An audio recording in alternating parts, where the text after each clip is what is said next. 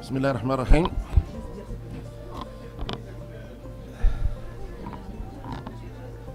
On va commencer notre première table ronde de cette participation de CCME au Salon international du livre. Le choix de cette année pour notre institution, Conseil de la communauté marocaine à l'étranger. Et malgré que l'Afrique, Al-CEDEAO, il est l'invité d'honneur du Salon du livre international, mais pour nous, l'Afrique de l'Ouest aussi, l'invité d'honneur de CCME. On a tenu que les instances qui ont la charge de la gestion de l'immigration dans les pays de l'Afrique de l'Ouest soient présentes avec nous dans le but d'engager un débat, une réflexion, peut-être arriver à créer un espace d'échange, de réflexion sur les questions qui nous concernent, les questions de l'immigration. Aujourd'hui, avec la nouvelle stratégie de l'immigration lancée par Sa Majesté le Roi Mohamed VI, le gouvernement marocain est appelé à travailler pour la régularisation des immigrés subsahariens, mais surtout à élaborer un modèle d'intégration inspiré des spécificités marocaines. Car il ne suffit pas de régulariser, mais il est très indispensable de garantir l'intégration qui passe par l'école, le travail, la formation professionnelle, la dignité, mais aussi la connaissance linguistique et culturelle. Donc on est appelé à avoir cette réflexion commune. Aussi pour les Marocains, aujourd'hui on est beaucoup de Marocains immigrés dans des pays africains. Moi je crois cette démarche, il n'a rien à voir, la démarche marocaine de la régularisation, il n'a rien à voir avec les programmes de régularisation connus en Europe. D'abord, c'est une démarche de cœur. Sa Majesté, dans son discours, a insisté sur la dimension humaine. Peut-être dans les formes, on la voit, c'est-à-dire l'ensemble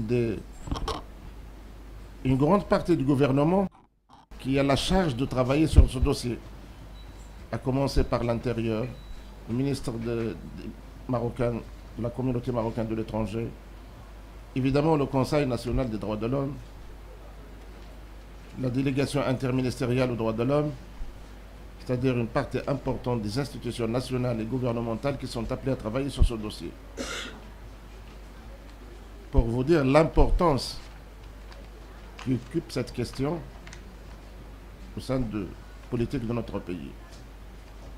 Ce n'est pas par le souci économique comme ça a été fait les programmes de régularisation en Europe, mais par, comme je vous avais dit, il y a du cœur, par le souci de la solidarité africaine, car le Maroc est un pays africain. Moi, je me sens toujours africain avant tout. Et nous devons partager, assurer ce partage dans le meilleur et le pire. On ne régularise pas les Africains parce que nous avons du travail à donner, mais on régularise pour partager ce qu'on a. Car c'est une démarche d'abord basée sur cette solidarité fraternelle. Évidemment, sont mentionnées les relations historiques du Maroc avec l'Afrique. Donc l'objectif de la rencontre d'aujourd'hui et celles qui vont suivre, c'est de permettre aux uns aux autres d'amorcer le débat sur cette question-là, soit concernant les immigrés subsahariens installés au Maroc, soit les Marocains installés dans des pays de l'Afrique. Nous sommes là pour avoir cet échange réciproque, pour apporter des éléments, car c'est très difficile de parler d'une solution, mais apporter des éléments d'une solution pour les problèmes qui se posent ici ou en Afrique. Bien évidemment, Et notre question nous préoccupe. Quelle diaspora africaine en Europe? Nous avons dans des communautés africaines installées en Europe d'origine marocaine, d'origine sénégalaise, maliens, mauritaniens, ivoiriens, qui sont installés aussi en Europe. Et aujourd'hui, nous font c'est-à-dire ces communautés, il y a énormément de défis en face. La crise financière mondiale a fait surgir ce monstre du racisme, le rejet, la discrimination. Aujourd'hui, nous sommes appelés tous à faire face.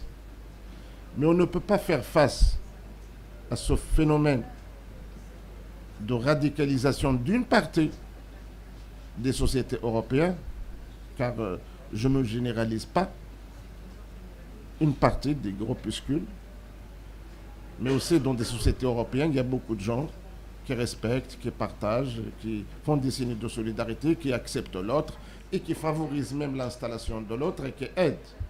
Donc il n'est pas question de généraliser. Mais pour faire face à ce défi, les Africains, les communautés africaines, sont appelés à avoir un minimum de coordination.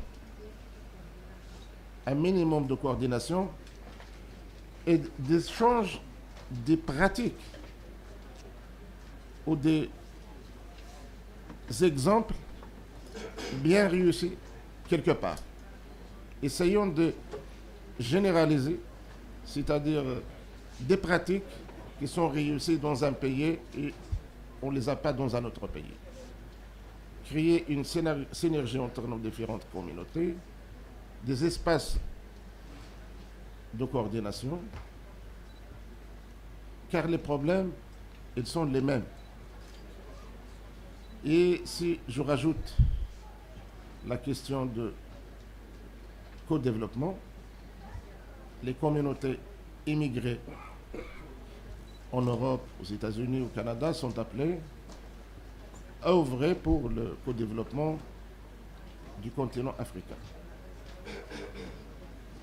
Aujourd'hui, communauté nationale, c'est-à-dire marocains, algériens, tunisiens, mauritaniens, etc., personne ne peut faire seul.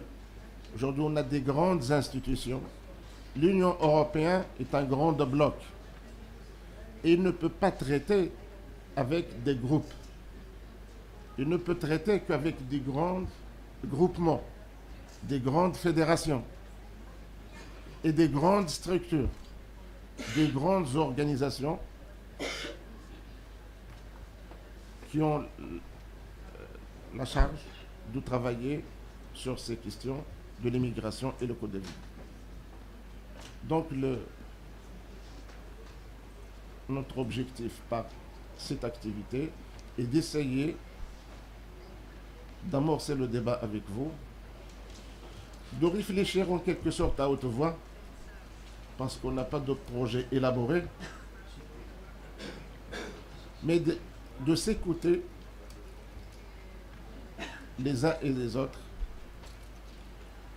Nous avons une petite expérience au Maroc dans ce qu'on appelle le Conseil de la communauté marocaine à l'étranger, que je ne peux pas présenter comme modèle. Mais je peux parler d'une expérience avec ses réussites et ses échecs. Avec vous, évidemment, avec vos expériences, nous souhaitons peut-être arriver à élaborer un projet commun pour les immigrés africains de le monde, pour les immigrés africains au Maroc, mais pour les immigrés marocains en Afrique. Moi, j'étais en Afrique. Il y a des Marocains d'Afrique qui sont présents avec nous ici. Je veux les remercier.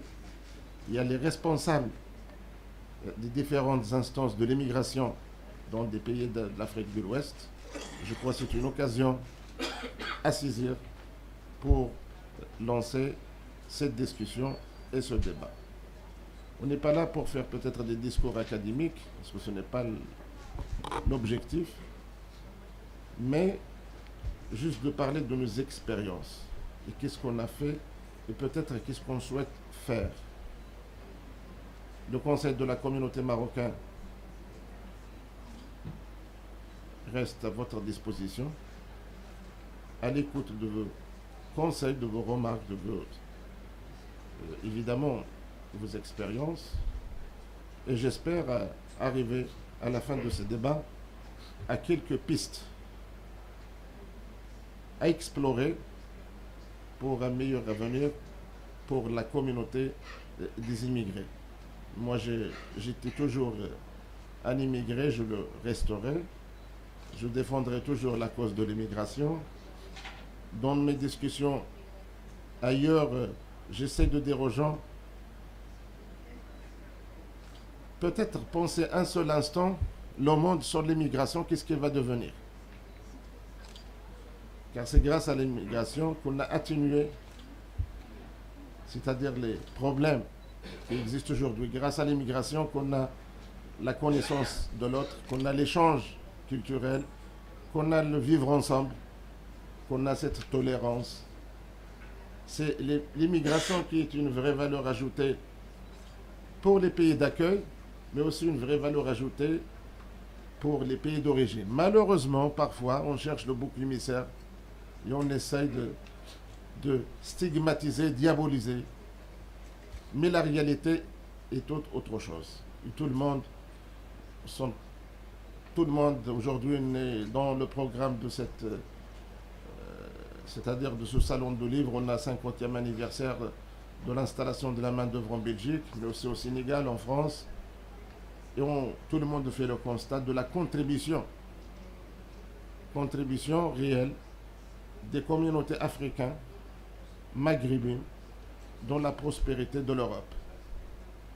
Et au-delà de la prospérité, de ceux qui ont versé de leur sang sur le territoire européen.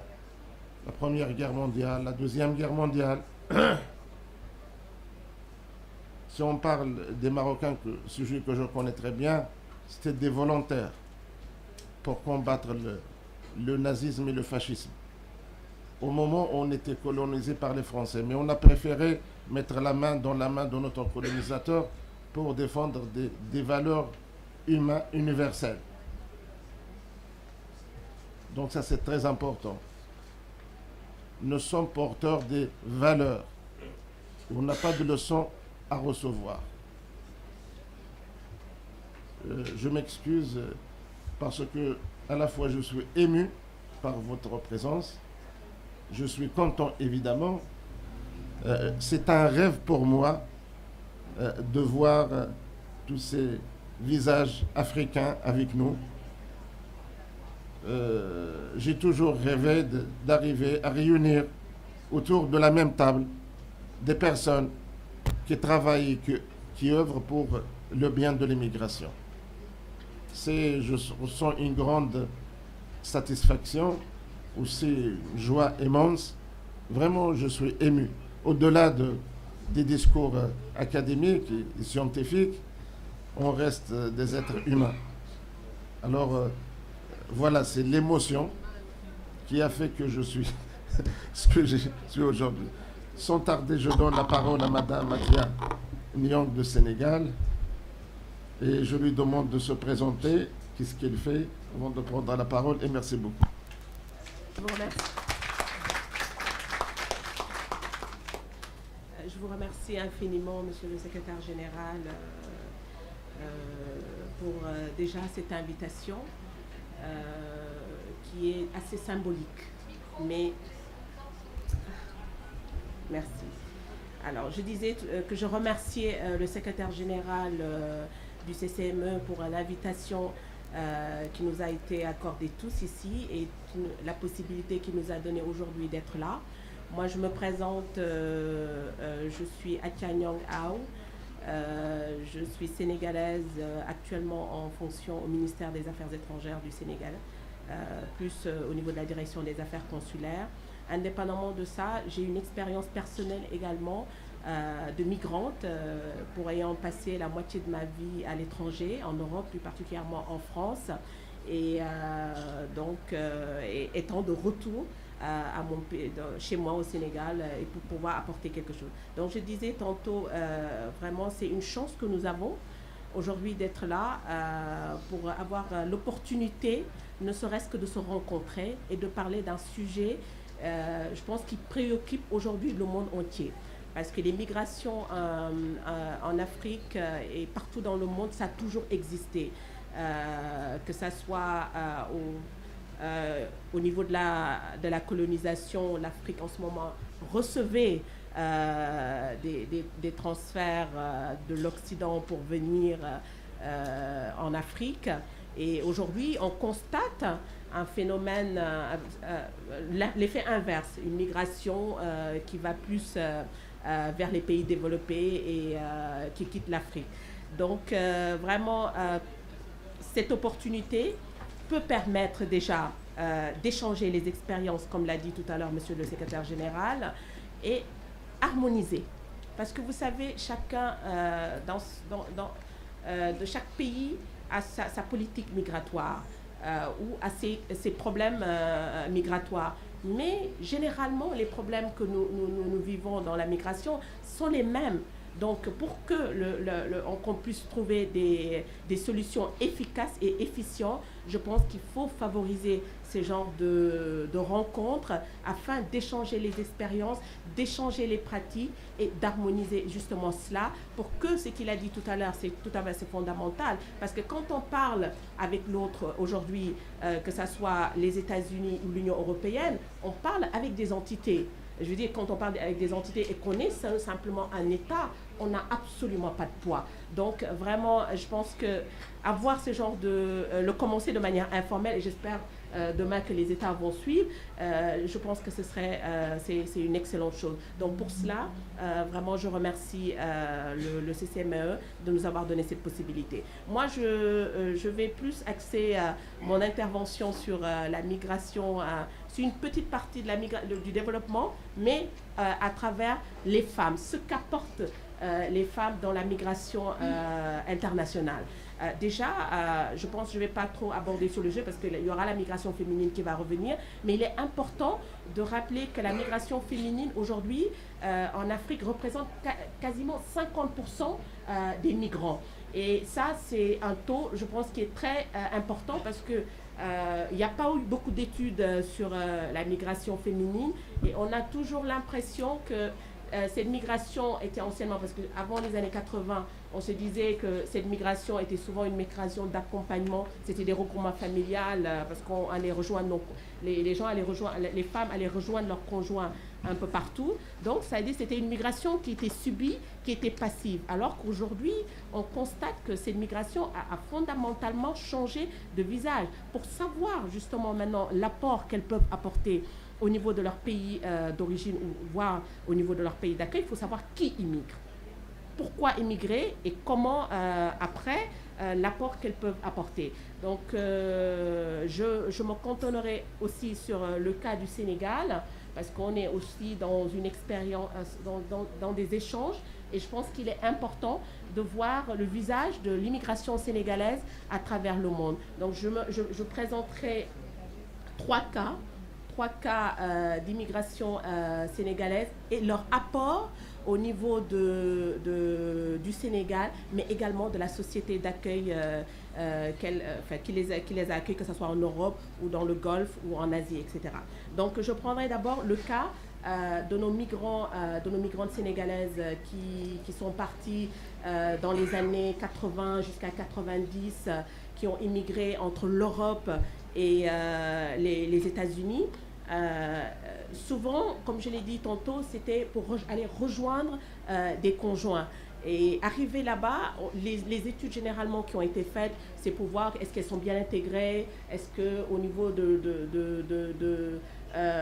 socioculturel, elles sont adaptées, etc. Mais de plus en plus, on a constaté que après, quand elles rejoignent leur conjoint au niveau du pays d'accueil, elles commencent justement à s'intégrer dans la société. Et il y avait l'exemple des États-Unis, de la migration sénégalaise vers les États-Unis que je donne souvent comme exemple, qui est quelque chose de fascinant. Nous avons eu beaucoup de femmes qui sont parties, mais quand elles sont parties, elles ont par exemple découvert que elles pouvaient travailler dans le monde de la coiffure ou et que ça pouvait apporter. Il y a eu, je pense pour ceux qui connaissent les États-Unis, beaucoup de salons qui se sont ouverts au niveau des États-Unis. Et ce qui est important, ça a été tellement développé que même quand elles rentraient, il y a eu une telle accumulation de richesses que quand ces femmes rentraient au Sénégal, elles donnaient envie à ceux qui avaient un statut beaucoup plus élevé, avec une formation intellectuelle, qui avaient envie justement d'immigrer vers ce rêve et justement de devenir coiffeuse. Donc pour vous montrer que l'apport peut être important des deux côtés, ça c'est un exemple que je tenais à montrer. Pour montrer également que la migration des Sénégalaises à travers le monde, le cas des tariqa. Parce que, vous savez, aujourd'hui, c'est très important. Quand elles sont parties, elles se sont dit, on ne va pas rester à la maison. Elles se sont mises dans des associations, d'abord villageoises. Parce que quand on a vu que la migration, tout l'apport que les femmes ou les migrants d'ordre général faisaient dans leur pays d'accueil, à travers les villages ou les communautés rurales, c'était auparavant dans des associations villageoises. Mais ces associations villageoises se sont développées. Et il y a eu un exemple qui est aujourd'hui extraordinaire, c'est avec la communauté mouride, les associations de femmes Mamdiara.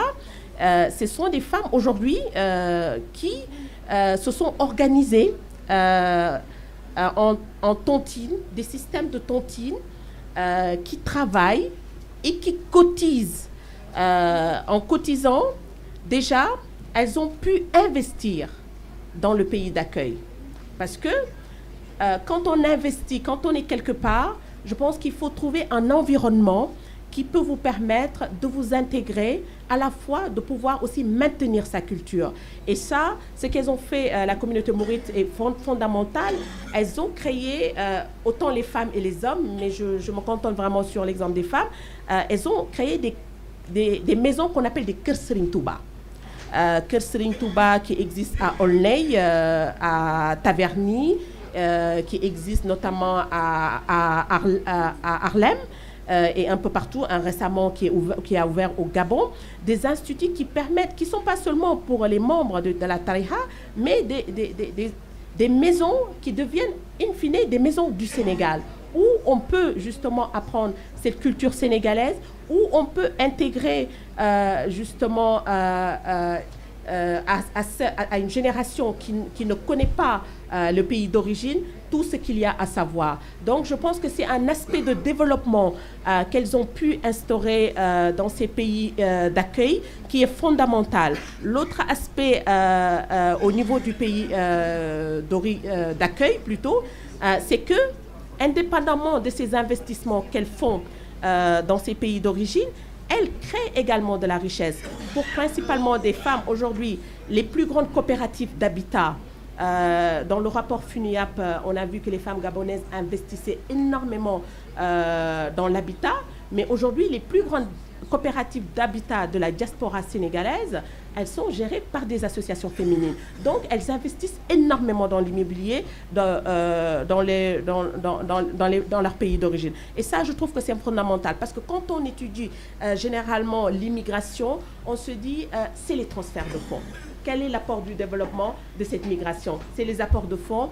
Elles apportent pour l'éducation, elles apportent dans sa globalité, hein, que ce soit homme ou femme, c'est d'abord le transfert. Le transfert de l'immigration, on a l'habitude de dire, c'est vrai que c'est plus important que l'aide au développement, c'est plus important que l'investissement direct, mais il y a justement l'autre apport. C'est pour ça que j'ai voulu partager avec vous ces expériences sénégalaises des femmes, des associations Mamdiara ou de ces associations villageoises où les femmes sont organisées justement pour investir dans le pays d'origine, pour voir que ça ne se limite pas tout simplement à des transferts de fonds. L'autre aspect du développement également de cette migration féminine, c'est l'apport qu'elles apportent au niveau intellectuel. Aujourd'hui, quand on est femme de la diaspora, vous voyez, elles donnent justement, elles acquièrent notre attitude pour venir justement transmettre cette attitude. C'est pas que c'est la meilleure, mais vous savez, c'est en partageant, c'est en connaissant l'autre et qu'on acquiert un peu plus. Aujourd'hui, on est tous ici. Il y a une petite partie de l'immigration sénégalaise, de la migration sénégalaise que je donne. Je vais découvrir une autre petite partie de la migration gabonaise ou de la migration centrafricaine et autres. Et c'est justement avec tout cet apport-là qu'on peut aller au-delà. Donc, c'est dans cette dynamique, je dis que celle qui est partie, ou le migrant qui est parti à l'étranger à travers, que ce soit aux États-Unis, en Europe ou en Afrique ou en Asie, a un apport que quand ce migrant retourne au pays, peut apporter également des choses à son pays. Et c'est là où justement qu'il y a un apport fondamental au niveau intellectuel, au niveau politique, mais également au niveau économique, comme je l'ai dit tantôt, au niveau des transferts. Donc, en gros, on nous a dit 5 minutes, c'est les 2 petites expériences que je voulais vous dire. Parler un peu de la migration clandestine et de ses conséquences. Parce que quand on parle de migration, sans parler de la migration clandestine, je pense que c'est un peu se voiler la face.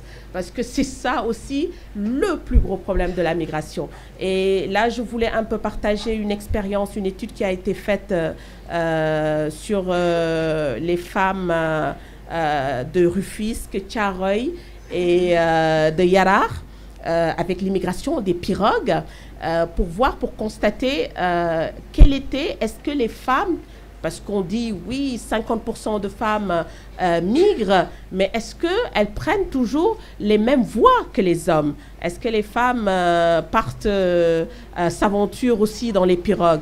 Et nous avons constaté qu'il y avait très peu de femmes qui prenaient cette voie de pirogue d'immigration clandestine, autre par exemple peut-être au niveau des visas, mais pour les pirogues, et généralement même celles qui s'y aventuraient n'arrivaient jamais, et que par rapport à il n'y avait pas de conséquences directes pour ces femmes, puisqu'il y en avait très peu, mais de manière indirecte, elles la subissaient. Parce que généralement, l'étude que nous avons faite au niveau de Thiaroye a montré que les femmes payaient énormément, parce que c'est elles qui payaient pour leurs fils. Donc, elles déboursaient des montants très importants et, in fine, elles perdaient non seulement l'argent qu'elles avaient investi, mais derrière, il n'y a pas l'enfant qui rentre. Donc, je pense qu'il était important de sensibiliser également à ce niveau-là, parce qu'on a toujours tendance, quand ce n'est pas de grandes vagues, de dire que ça ne se passe pas, mais il y a toujours des drames récemment qui nous montrent que c'est une immigration qui n'est pas finie et que de plus en plus, les gens prennent cette voie qui est parfois vraiment dangereuse. Et souvent, c'est la femme qui perd le plus parce qu'elle perd beaucoup d'argent, mais elle perd également son fils. Donc, peut-être que j'aurai la possibilité de reprendre la parole, mais pour vous dire que l'immigration apporte, autant elle a des problèmes, parce que on peut parler sur les aspects de la traite, sur l'aspect des travailleurs domestiques, sur les TS, sur les travailleurs hautement qualifiés, sur la perte des travailleurs dans le domaine médical, notamment les infirmières qui immigrent vers les États-Unis ou vers les pays développés, alors que l'Afrique aujourd'hui en a besoin. Donc c'est beaucoup d'aspects de l'immigration, mais elle apporte, et c'est ce qui est fondamental, ce qu'il a dit, parce que l'immigration, c'est quelque chose d'ancien, c'est pas maintenant. On en parle maintenant parce que c'est l'immigration clandestine, on en parle maintenant parce que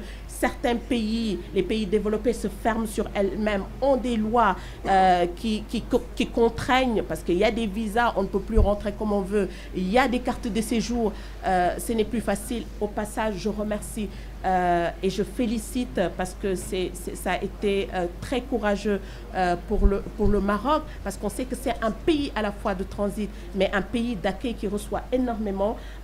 Avoir cette volonté aussi de vouloir avoir une politique d'immigration et mettre justement ces gens, ces migrants à l'aise, je pense que c'est quelque chose de fort et que toute l'Afrique salue, et que nous également, d'autres pays pourraient éventuellement aller dans ce sens-là. Donc ça, vraiment, je tenais à le tenir. Donc on est dans ce contexte où les gens se ferment, où vous vous ouvrez. Et ça, je pense que c'est fondamental. C'est en s'ouvrant qu'on pourra tous être ensemble, mais harmonisés. Parce qu'il y a eu le processus de Rabat, il y a eu des conférences, il y a beaucoup de choses. Mais quand il n'y a pas d'harmonisation, quand il n'y a pas de coopération, on ne pourra aller nulle part. Et c'est dans ce processus, c'est pour ça que je dis ce processus du CCM est fondamental, parce que ces différentes petites expériences que nous aurons de part et d'autre, ce sont ces expériences-là qui vont nous permettre justement d'avoir une politique harmonieuse et qui pourra être efficace face à d'autres où on pourra vraiment présenter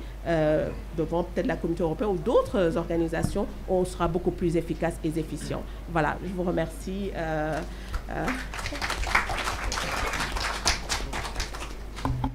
Oui, merci Madame Mathia Nyang pour cette intervention. Nous a relaté l'immigration féminine sénégalaise. Je tiens à dire que aujourd'hui, la migration marocaine a connu des mutations. Et parmi ces mutations, il s'est féminisé. On est à 50% des femmes marocaines dans la communauté immigrée.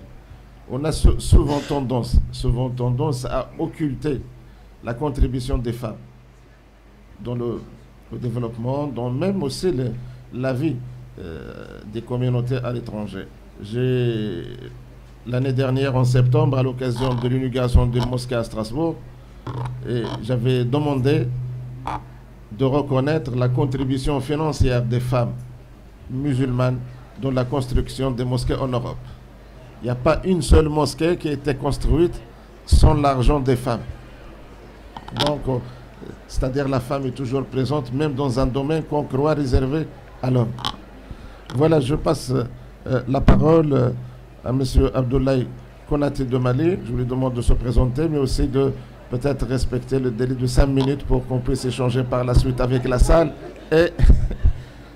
et donner la parole, pouvoir entendre l'ensemble de nos intervenants. Et merci beaucoup.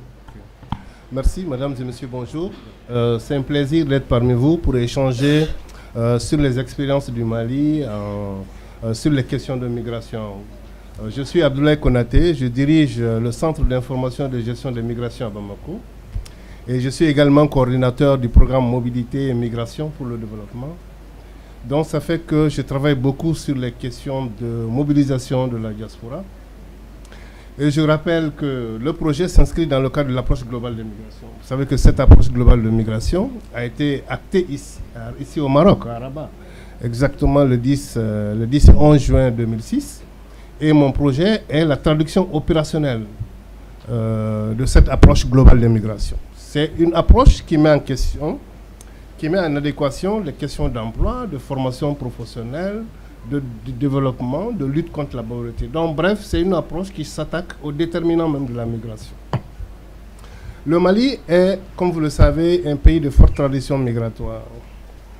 Nous sommes un pays de départ, nous sommes un pays d'accueil de plus en plus au regard de nos affinités, de nos bonnes relations de voisinage avec les pays côtiers, et puis également de plus en plus un pays de destination. évidemment qui a été quelque peu compromis avec la situation critique que notre pays a connue. Et de plus en plus, les flux du Mali sont d'ordre professionnel. Ce sont des migrations aujourd'hui qualitatives, c'est-à-dire qui sont davantage basées sur les migrations professionnelles, les migrations qualifiées. Et l'autre spécificité de la migration malienne, c'est que nous sommes au total 4 millions de Maliens à l'extérieur. Je dis nous sommes parce que je suis au Maroc aujourd'hui. Donc 4 millions de Maliens à l'extérieur, sur lesquels nous avons 3,5 millions en Afrique. Donc notre destination prioritaire, c'est bien l'Afrique. Et aujourd'hui, l'enjeu de taille au niveau du gouvernement malien, c'est la mobilisation de la diaspora sous-africaine. Et c'est également la valorisation des autres diasporas qui sont représentées dans notre pays. Parce qu'aujourd'hui, quand les gens parlent de diaspora, de mobilisation de diaspora, le plus souvent on a tendance qu'à ne considérer que ses propres ressortissants, alors qu'il y a bien d'autres ressortissants qui s'y résident dans le pays et qui ont des potentialités énormes. Donc il appartient au pays non seulement de voir comment mobiliser ces diasporas, ces ressortissants, mais aussi comment valoriser les capacités, les compétences des autres diasporas qui vivent sur le sol. Pourquoi l'Afrique de l'Ouest est la première destination? Tout simplement parce qu'aujourd'hui, vous savez que la libre circulation dans l'espace CEDEAO est bien plus qu'une réalité. Aujourd'hui, les mouvements, les mobilités, les migrations de façon générale sont régis à travers ce protocole et qui est même en révision pour voir aujourd'hui comment prolonger le séjour et comment davantage sécuriser les ressortissants des autres pays. À l'échelle nationale, bien sûr, le caractère des flux reste encore temporaire, reste saisonnier. Et là, tout le monde sait qu'aujourd'hui, que ces ressortissants encore qui sont au niveau du pays et qui ont embrassé encore une fois la migration dite saisonnière ou temporaire, constituent le relais, la plupart du temps, des autres ressortissants ou diasporas qui vivent à l'extérieur. C'est-à-dire ceux qui sont à l'extérieur passent toujours pour des investissements par leurs confrères qui ont quitté le village pour venir à Bamako ou dans d'autres villes. Donc, c'est vraiment le dernier niveau pour ce qui concerne les questions de migration. Mon pays, avec l'appui des partenaires au développement, a eu à expérimenter un certain nombre de dispositifs. Le premier de ces dispositifs, c'est bien sûr le dispositif FSD Co-développement, initié avec l'appui de la France, qui a eu 2 phases, dont chacune a mobilisé respectivement 1 milliard 705 millions et 1 milliard 605 millions, avec plus de 47 projets de développement local. Et c'est là où je vais le plus insister, parce que ce sont des projets qui ont été financés sur la base des propositions faites par les populations, les collectivités décentralisées, à travers leur plan de développement économique et social. Ma consoeur Oumou est là, elle est maire de Goundam, en République du Mali. Je pense qu'elle aura l'occasion de venir sur ces plans de développement. Et aujourd'hui, la diaspora participe activement à la planification de ces plans de développement économique et social des communes, mais aussi à leur mise en œuvre et au suivi. Donc c'est aussi une approche originale aujourd'hui qui permet à la diaspora de s'impliquer davantage puisqu'elle participe à la planification de ces outils de planification locale. Donc par rapport à ça, il y a également 600 opérateurs économiques qui ont été appuyés dans le cadre de ces 2 phases de SCP Migration et Développement avec l'appui de l'OFI, et également 30 projets culturels et puis également socio-culturels. Donc voilà un peu. Et dans le cadre de la mobilisation de l'expertise de la diaspora, l'approche du Mali a consisté d'abord à identifier les besoins nationaux en matière d'appui et ensuite à proposer ces besoins d'appui à la diaspora et les différentes diasporas, les différentes conseils. Vous savez que le Mali, la diaspora malienne est structurée en un haut conseil des Maliens de l'extérieur qui comprend 64 conseils des Maliens de l'extérieur. Donc ça veut dire qu'à date, c'est des structures qui existent dans 64 pays à travers le monde. Ailleurs, il y a d'autres ramifications, mais pour le moment, qui ne sont pas érigées. Et tout ça pour favoriser davantage le contact entre l'État et sa diaspora. Mais déjà, ce haut conseil des Maliens de l'extérieur a un statut d'utilité publique parce que la diaspora elle-même n'a pas souhaité que l'État, que cette institution soit un démembrement des services étatiques. Elle a souhaité garder son rôle d'acteur de société civile et pour cela, c'est une association d'utilité publique qui travaille bien sûr, qui aide le gouvernement à la mise en œuvre des politiques et qui est présente sur tous les chantiers de développement, à savoir les recensements, aussi bien que les débats sur les politiques nationales de migration. Dans ce premier outil de dispositif opérationnel d'appui au développement et comment les projets sont financés, généralement ce sont des appels à projets qui sont lancés et qui sont ouverts à toutes les couches de la diaspora, et d'abord aux maires, aux différentes communes qui sont là, et les communes, en rapport avec leur diaspora, montent des projets de développement auxquels participe la diaspora à hauteur de 20%. Donc par rapport à toutes ces expériences, la diaspora y a contribué à hauteur de 20% pour l'ensemble des actions de développement. Cette expérience a été fortement confortée avec l'Union européenne dans le cadre de mon programme SIGEM, où nous avons procédé non seulement à la consolidation des acquis, mais aussi à l'extension de cette approche. Parce que jusque-là, la première expérience financée par la France ne concernait que la région de Caille. Vous connaissez bien que c'est une région de tradition migratoire. Et nous avons procédé donc à la consolidation de ces acquis et à l'extension de cette approche au niveau des autres régions du Mali, ce qui fait que les régions de Koulikoro, de Sikasso, de Ségou et même de Mopti ont pu bénéficier également de ce programme financé par l'Union européenne. Un aspect très important de la participation de la diaspora, et là c'est avec beaucoup de fierté, c'est l'implication de la diaspora dans la résolution de la crise que notre pays a connue. Vous savez que notre pays a été fortement secoué, je pense que nos voisins également, qui sont nos pays frères, ont été également très touchés par cette situation, et la diaspora n'est pas restée en marge. Aujourd'hui, la diaspora a mobilisé au total 1,242 milliard pour résoudre ce conflit. 1 milliard sont destinés à l'armée et 242 millions pour appuyer nos confrères qui ont été déplacés et au niveau de la Mauritanie, au niveau aussi du Burkina Faso, du Niger. Donc voilà, sans compter les cargaisons, sans compter les autres formes d'appui qui ont été mobilisées par cette diaspora. Et j'ai été vraiment touché par quelque chose de très important, c'est l'appui de la diaspora togolaise qui a eu à mobiliser pour ces populations déplacées 505 000 francs CFA. Je ne considère pas la valeur de l'argent, mais l'initiative et surtout cette forte attention, extrême sensibilité de nos confrères togolais qui résident au Mali et qui ont cotisé 505 000 francs CFA pour venir en aide aux populations déplacées. Un autre dispositif très important, c'est que le Mali a eu à élaborer, s'est doté d'une politique nationale de migration qui a été validée techniquement. Et cette politique définit le cadre aujourd'hui, non seulement de la migration, de la sécurisation et la protection des migrants à travers le monde, ce qui est l'axe prioritaire d'ailleurs, parce que pour davantage continuer à profiter du bienfait de la diaspora, il faut l'aider à mieux se sécuriser, à mieux se protéger. Et ensuite, la migration légale, professionnelle, à laquelle nous ne renonçons pas du tout. Et ensuite, la réinsertion des migrants de retour, qui sont de plus nombreux. Mais l'axe stratégique 4, qui est aujourd'hui l'axe le plus important, concerne la diaspora. Voir aujourd'hui comment mobiliser la diaspora. Et comme je l'ai expliqué, c'est non seulement mobiliser les capacités intellectuelles scientifiques, mais aussi économiques et financières de cette diaspora. Il existe à cet effet un service qui a pour vocation d'identifier les compétences de cette diaspora et qui également se charge de la mobilisation à travers des missions techniques d'appui. Et pour cela, et de façon stratégique, je vais aller très vite, mon pays a organisé 2 forums très importants, le forum des investisseurs de la diaspora et le forum de la diaspora technique, scientifique et intellectuelle. Et ce sont ces 2 noyaux qui ont véritablement dessiné le socle de d'abord la stratégie d'implication de la diaspora au processus de développement, mais qui a aussi dessiné les axes stratégiques d'intervention et d'investissement de cette diaspora.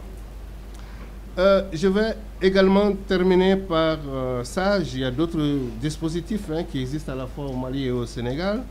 Je ne parlerai pas de ça. Mais aujourd'hui, la mobilisation, j'ai remarqué que la mobilisation de la diaspora est davantage une volonté politique. Sans volonté politique, il ne peut pas avoir de mobilisation de la diaspora. Parce que c'est à travers la volonté politique qu'on peut être amené d'abord à identifier les capacités de la diaspora, qu'on peut être amené à mettre en place un cadre important. Au Mali, nous avons mis en place l'API, et qui est un centre d'accueil, d'écoute, d'information et d'accompagnement de la diaspora, notamment tous ceux qui désirent investir aujourd'hui. Et le circuit aujourd'hui d'agrément, d'obtention de l'agrément a été forcément écourté. Et cette structure aide également à la recherche d'organismes de financement pour davantage favoriser l'accès de la diaspora aux outils financiers existants. Il y a également la nécessité aujourd'hui d'établir au Mali un bilan prospectif et analytique des secteurs potentiels d'investissement. Parce que c'est beau de tenir le discours ou un cadre, une stratégie de communication à l'endroit de la diaspora. Si nous ne disposons pas d'un bilan aujourd'hui analytique des secteurs potentiels d'investissement, notre diaspora aura toujours des craintes, des risques à venir parce qu'elle n'a pas un cadre référentiel assez solide, assez documenté, qui l'incite à venir investir dans son pays. Et je pense, sans être aussi méchant ou autre chose, il faut voir plutôt aujourd'hui à l'échelle africaine ou sous-ouest africaine les secteurs potentiels, les potentialités d'investissement et voir comment toutes les autres diasporas, sans limite, pourraient venir investir parce que c'est le profit, c'est l'investissement, source de création d'emplois, de revenus qu'il faut chercher. Alors si l'échelle d'un pays n'est pas forcément le cadre adapté pour attirer certains types d'investissements, il faut voir comment l'élargir à la sous-région ou à d'autres aspects. Un autre chantier sur lequel on est présent, c'est aujourd'hui l'intégration de la migration, notamment le concept de migration et développement dans toutes les politiques, parce que la migration est davantage une question transversale qu'une question vraiment sectorielle. Je voulais terminer avec ça et en espérant avoir de votre part des questions et toutes questions de votre convenance. Moi, je voudrais avant tout remercier le gouvernement du Maroc pour cette opportunité qui nous a été offerte, celle d'échanger, de se rencontrer, d'échanger sur les questions de migration qui sont des questions d'actualité, qui ont des enjeux et des défis importants et qui se réfèrent à un espace aujourd'hui, un espace que individuellement nos nations ont du mal à maîtriser. Donc, c'est vraiment dans la concertation, dans la plus grande coopération africaine, ouest-africaine, que nous pourrons être amenés à trouver des solutions adéquates à l'ensemble des défis qui nous attendent sur le spectre migratoire et à positiver davantage la migration. Mesdames et messieurs, je vous remercie.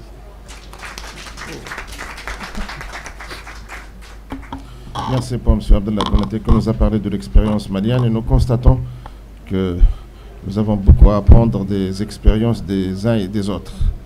Donc je passe la parole sans tarder à M. Mohamed Abdoulaye Zidane de la Mauritanie qui se présente et aussi d'essayer de respecter les 5 minutes pour pouvoir terminer ce débat et le mener à bien. Merci. Merci, M. le secrétaire général. Mesdames et messieurs, bonsoir. Avant d'entamer mon intervention, je voudrais saluer l'expérience de nos amis marocains et les remercier pour l'hospitalité qu'ils nous ont accordée et surtout d'avoir songé à nous inviter pour partager nos expériences dans le domaine de la migration. Je m'appelle Mohamed Abdallah Zaidan, je suis chargé de mission au ministère de l'Intérieur et de la décentralisation. Je suis coordonnateur national du programme migration. Je suis accompagné de deux de mes collègues, Sidi Mohamed du ministère de l'Intérieur et Taleb du ministère des Affaires économiques, qui est notre intermédiaire avec l'Union européenne qui finance pour nous un programme important dénommé Stratégie nationale de gestion de la migration. Abdoulaye Konaté ici avec moi savait et sait que nous avons entamé une expérience pilote dans la sous-région en élaborant une stratégie nationale de gestion de la migration. Nous sommes attelés à cet exercice en 2010. Abdoulaye a été invité une ou deux fois. Avec l'appui de l'Union européenne, nous avons adopté cette stratégie depuis 2011 et aujourd'hui nous sommes en train de la mettre en œuvre. Des structures gouvernementales qui sont chargées de mettre en œuvre ce programme ont été créées et mises sur pied. La structure principale, c'est le Comité national de gestion de la migration, qui est présidé par le Premier ministre et qui comprend tous les ministres concernés par la migration. Il y en a 10. Il y a un secrétariat au niveau du comment? Micro. il y a un secrétariat dirigé par présidé par l'un des conseillers du Premier ministre et qui comprend tous les points focaux des départements ministériels concernés par la migration. Et enfin, il y a une coordination que j'ai présidée moi-même, la coordination du programme de mise en œuvre de la stratégie nationale de gestion de la migration. Nous sommes peut-être en nos début, nous avons commencé il y a 6 mois. Nous sommes en train de mettre sur pied des défis programmes qui vont nous permettre de mettre en œuvre cette stratégie, ces 3 ans. Et nous avons tenu compte aussi bien pour l'élaboration de cette stratégie que pour sa mise en œuvre de l'aspect global, l'approche globale dont a parlé Abdoulaye. Abdoulaye et moi, nous avons été ici en 2006 lorsque les ministres africains ont décidé au cours du processus de Rabat d'introduire cette approche globale de la migration et de ne pas laisser l'imaginaire africain avec l'idée des pirogues où il y a des migrants irréguliers qui sont tombés en mer, ou la lutte contre la criminalité, le terrorisme, la drogue. C'est un aspect, mais il y a d'autres aspects plus positifs que les Africains ont essayé d'imprimer depuis 2010, depuis 2006 du moins. Et cette approche s'impose maintenant à tous les États. Pour la Mauritanie, nous avons tenu compte de cette approche et notre stratégie couvre 4 domaines prioritaires. Le premier domaine, c'est la connaissance de la migration, communiquer, divulguer, propager la culture de la migration au sein des Mauritaniens pour qu'ils en prennent une meilleure connaissance. Le deuxième volet, c'est la migration et le développement. L'expérience malienne nous intéresse beaucoup. Nous tâcherons d'envoyer une mission très prochainement pour étudier cette expérience. Et le troisième volet, c'est les droits. La Mauritanie a signé un certain nombre de conventions dans le domaine de la migration. Et nous tenons à faire respecter à travers cette migration les droits des migrants et les droits des réfugiés. Et enfin, le dernier volet, c'est le contrôle des flux migratoires. Le contrôle des flux migratoires, c'était la mission classique du gouvernement à travers les postes frontières, les contrôles policiers, douaniers, gendarmerie, lutte contre le terrorisme, etc. C'est ce volet ici. Il tient une place importante dans cette stratégie et nous tenons à la mettre en œuvre pour lutter efficacement contre la migration. Et peut-être faire bénéficier les migrants de la biométrie, qui est une innovation en Mauritanie. Donc une plus grande maîtrise de l'identification, du mode d'identification de tous les résidents en Mauritanie, les nationaux et les étrangers. Et enfin, avant de terminer, je voudrais dire que à l'instar de ce qui existe au Maroc, le conseil de la communauté des Mauritaniens à l'étranger, les Mauritaniens, des Marocains à l'étranger, les Mauritaniens ont organisé une réunion de tous les experts mauritaniens qui travaillent à l'étranger au mois de janvier. Il y en avait plus de 150. Ils sont en train de s'organiser. Ils vont certainement mettre sur pied des organes exécutifs pour mener à bien la gestion de la diaspora, de ces fonds, de ces ressources, de ces difficultés.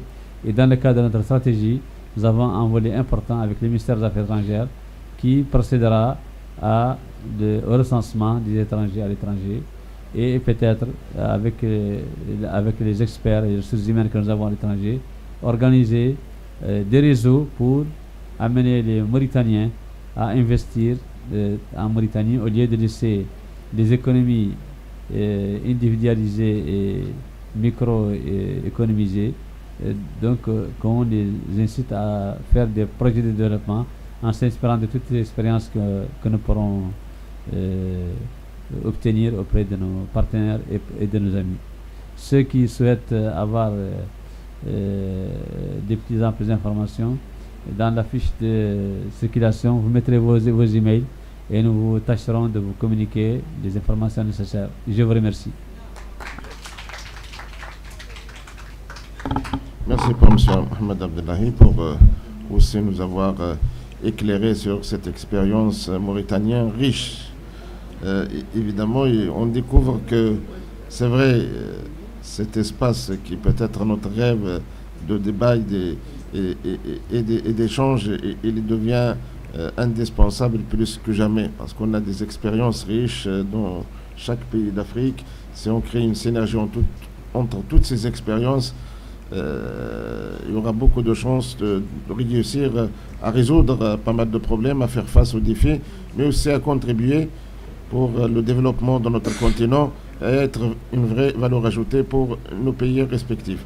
Donc je passe la parole à Madame de Moussal, de Mali, qui se présente, mais aussi je lui demande de respecter ce délai de 5 minutes pour qu'on puisse donner la parole à tout le monde.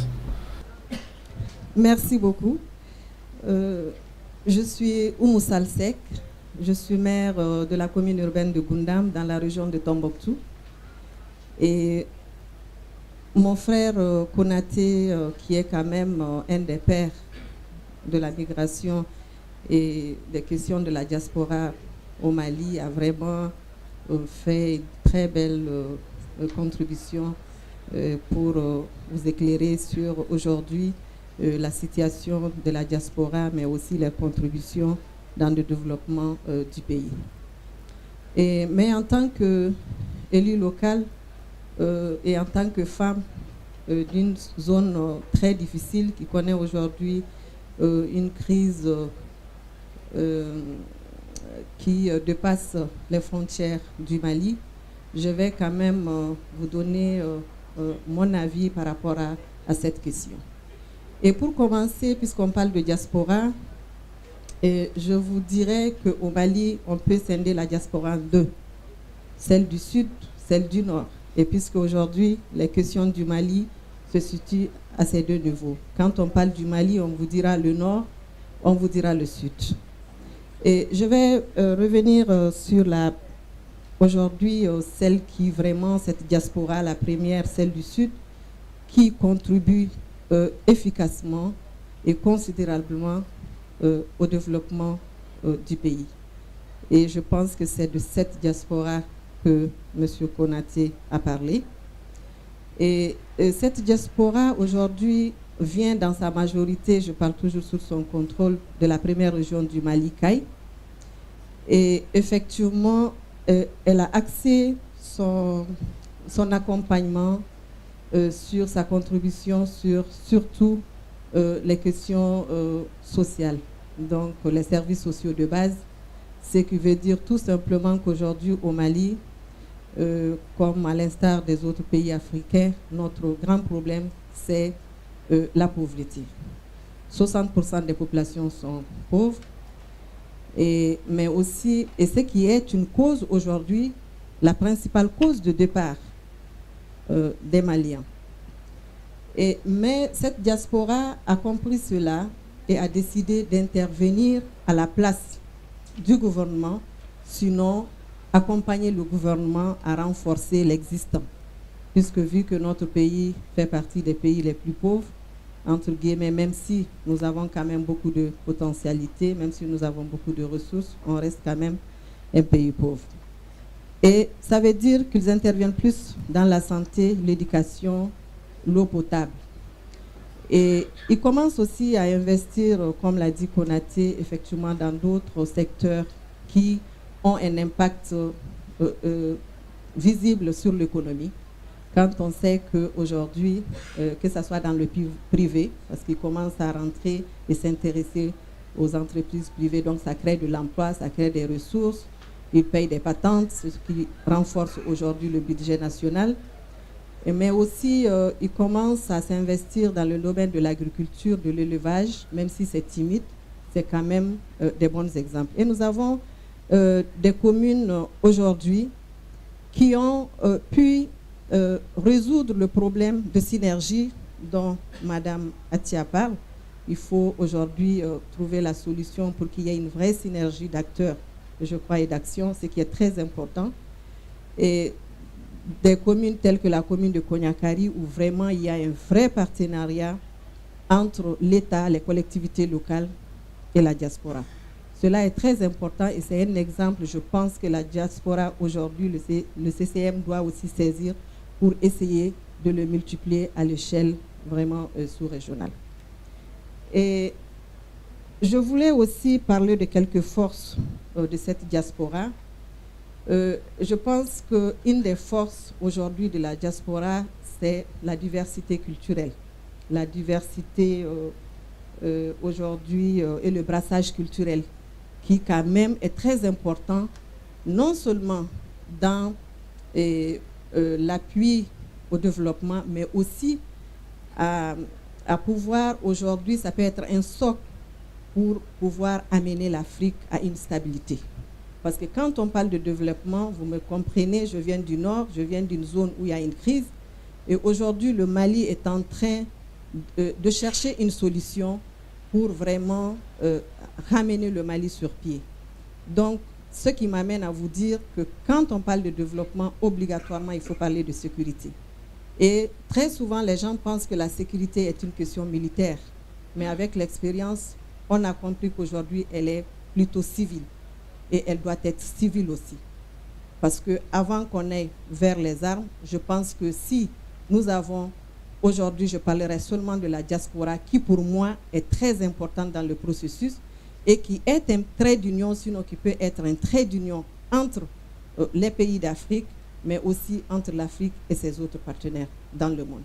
Donc la diaspora, comme a commencé celle du Mali, mais je pense que la diaspora dans son ensemble, aujourd'hui peut vraiment contribuer à ramener la stabilité en Afrique et particulièrement le Mali, parce qu'à partir du Mali, l'Afrique aussi est déstabilisée et une partie du monde.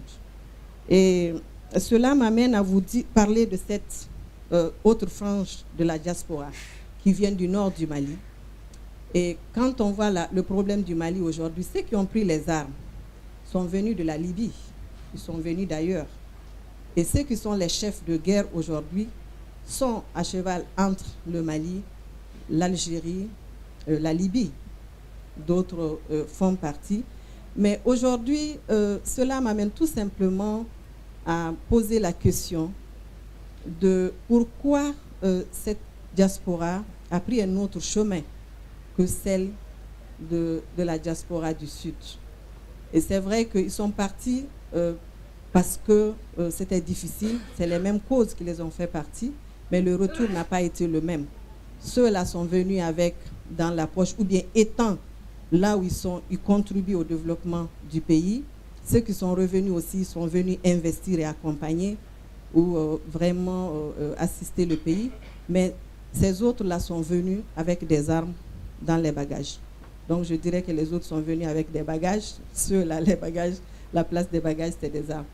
Aujourd'hui, juste pour vous dire que cette question nous préoccupe tellement que je pense et j'y crois fortement que la diaspora, sous la houlette du CCM, peut nous aider vraiment à trouver une solution à ce problème, une partie du problème.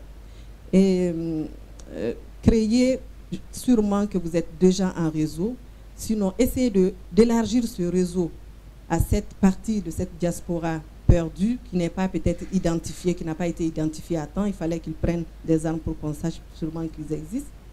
Et essayer de les approcher pour mettre en place un cadre d'échange pour vraiment un changement de comportement profond. Parce que ce qui est arrivé chez nous peut arriver ailleurs. Et surtout qu'aujourd'hui, avec la libre circulation, comme le dit, vous le dites tous, je pense que ça doit être un problème commun et qui doit être traité. Et Dieu seul sait que la rébellion au Mali, jusqu'aujourd'hui à l'implication des terroristes dans la crise, a toujours été un problème auquel le gouvernement malien n'a pas pu trouver une solution définitive. Donc c'est pour ça que je demande, donc c'est un cri de cœur, je demande vraiment à ce que ça soit débattu ici, au-delà de cette rencontre, et que la diaspora africaine en fasse un problème. Parce que tout simplement, moi en tant qu'élu local, j'ai vu tout ce qui a été construit et par la diaspora, et par le gouvernement malien, et par tous dans mon pays depuis l'indépendance, a été anéanti en quelques jours par, malheureusement, des fils de mon pays qui sont venus, qu'on peut considérer comme une minorité, mais quand même membre de la diaspora. Donc voilà par rapport à ce... Merci. Voilà. Je vous remercie, Monsieur le Secrétaire général.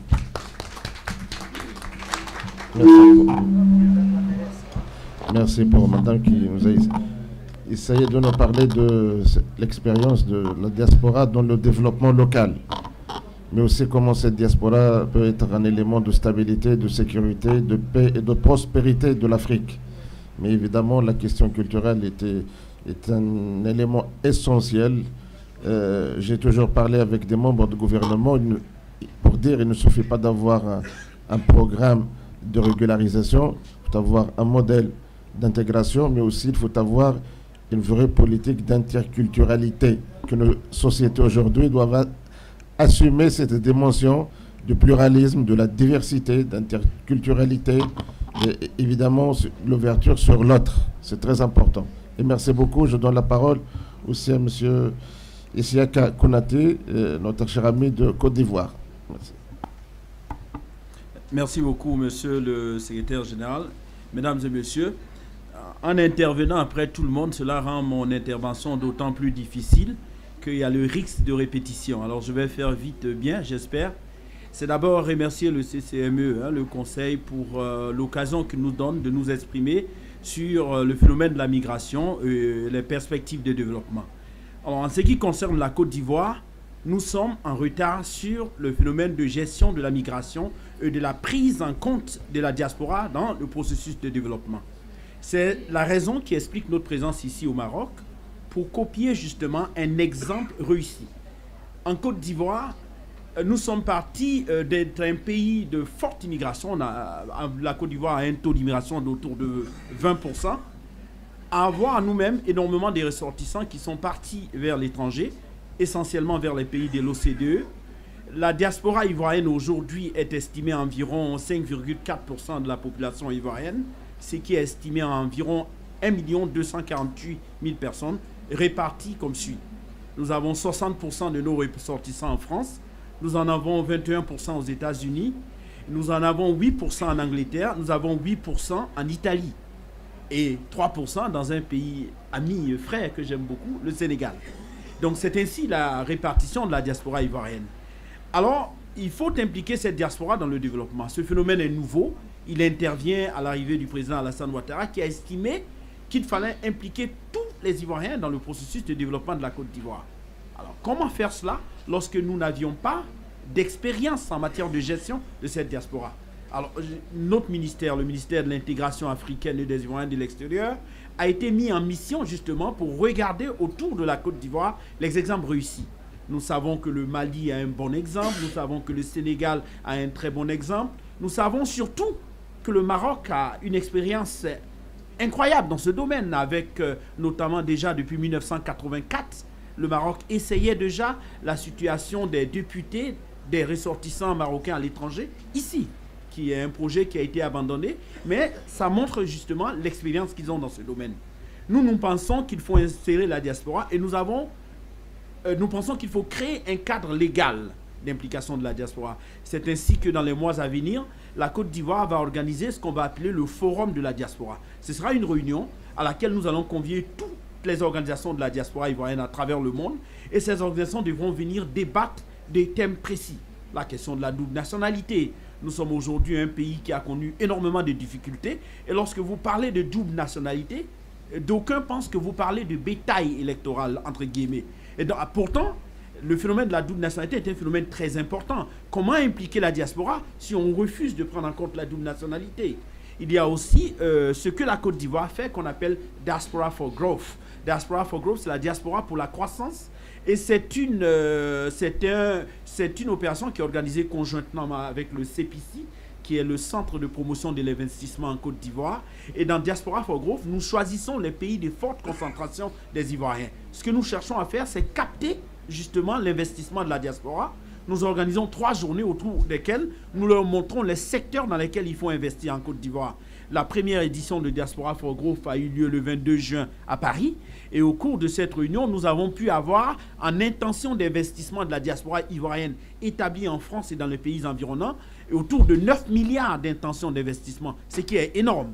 Lorsque vous prenez le cas de la Côte d'Ivoire, bien entendu, la Côte d'Ivoire a aussi organisé le sommet ici 2014, qui est un forum d'investissement, qui est parti à plus de 400 milliards d'intentions d'investissement. Je dis bien intentions d'investissement.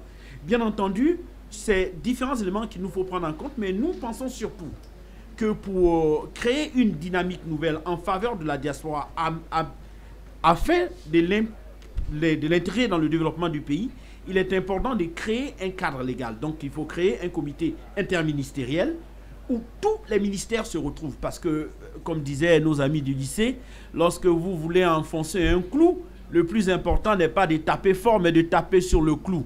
Ce que nous voulons, c'est atteindre un objectif. Et atteindre l'objectif, c'est d'éviter d'éparpiller les ressources et la dynamique de l'État à travers une commission que nous créons et dans laquelle chaque ministère sera représenté et il aura en face de lui les responsabilités qui lui incombent lorsqu'il s'agit de gestion de la diaspora.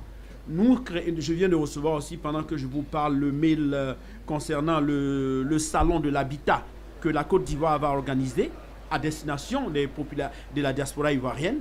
Bien entendu, en vous donnant les chiffres, je vous ai parlé de la forte concentration en France, donc autour de 60%.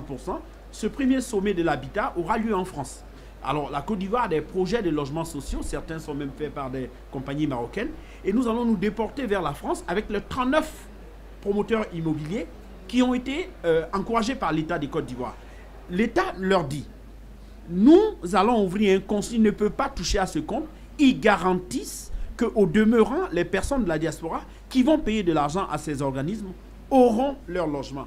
Il ne s'agit pas de confier l'argent à son cousin, à sa tante, et que l'argent soit détourné. Ce sera ces 39 promoteurs qui seront sur le salon, vers lesquels les Ivoiriens de la diaspora vont aller s'inscrire et avoir des logements en Côte d'Ivoire.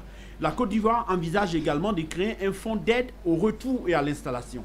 Parce qu'aujourd'hui, le président de la République a lancé un appel solennel au retour de la diaspora afin qu'elle vienne aider la Côte d'Ivoire dans les défis qui sont énormes. Un défi au niveau des industries pétrolières, le défi au niveau des ressources humaines. Et il s'agit pour nous de justement faire venir ces Ivoiriens de l'extérieur et de leur proposer des salaires attrayants, quand même des conditions de vie qui ne sont pas loin des conditions de vie qu'ils avaient connues dans leur pays, de sorte à ce que ces professeurs d'université, ces personnes qui s'y connaissent dans des domaines précis, puissent revenir en Côte d'Ivoire et nous aider dans le processus de développement.